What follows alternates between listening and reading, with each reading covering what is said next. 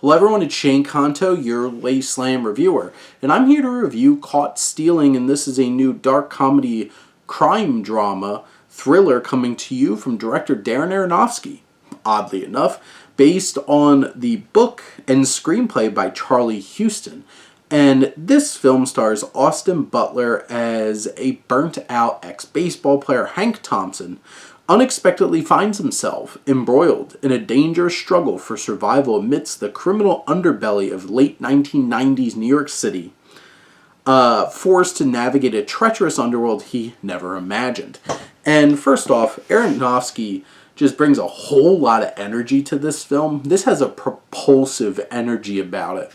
And there's a fire in here that I feel like elevates this from just being this pulpy kind of crime thriller.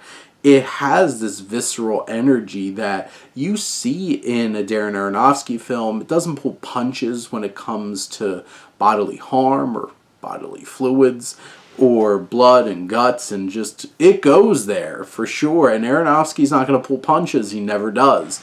And this film also has a great sense of humor. There's plenty of laughs along the way. The banter of the characters, the zingers that they throw around are just like physical comedy or setup. It really flexes those dark comedic elements as well.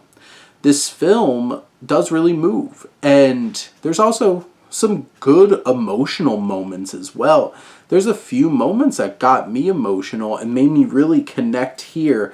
And there's some really dynamic and bold camera choices. There's one where like the camera's coming into this alleyway next to the buildings and all the fire escapes and everything, and it's really impressive. And it's Matthew Libatique, so you should expect that from the frequent collaborator of Darren Aronofsky.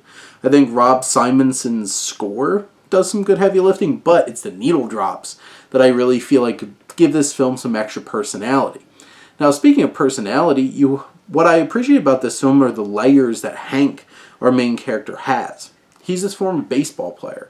He was supposed to be the next big thing, first-round draft pick, but this horrific incident that has traumatized him since, where we get flashes back to it that are so visceral and bloody and just horrific, that just loom over him, and you feel that pressure, and he turns to alcohol. He's an alcoholic, but there's a point where like he can't have alcohol, and you feel that struggle of him trying not to drink throughout the whole film. And he's also has such a big connection to baseball. This is during 1998 when the Giants were trying to win the wild card up against the Mets, and you have that energy going. And those layers and little details like his connection with his mother, and like every conversation ends with "Go Giants," and just that connection to baseball and his mother. There's a lot going on with his character Hank, and Austin Butler gives a fantastic performance. He's charismatic, he's alluring when the film calls for it. He has this wide range of different emotions, from fear and just feeling just out of your element to him finding his confidence again.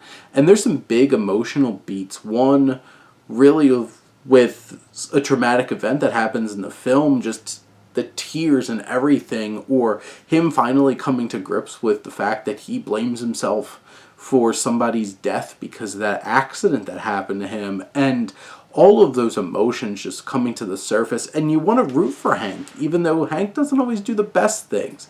But there's layers of complexity. I think him and Zoe Kravitz have electric chemistry from the second they're together, and from the scenes where they get intimate. It's really fiery and you feel it. He also has a great relationship with his cat. Cat was the MVP of the movie. The cat was great, despite the fact that this cat chose violence 9 times out of 10. And you have a really strong supporting cast, from Regina King, who's a detective who's looking into all these crazy things that happen. Griffin Dunn, who does a really fine job as like the guy who runs the bar that Hank works at.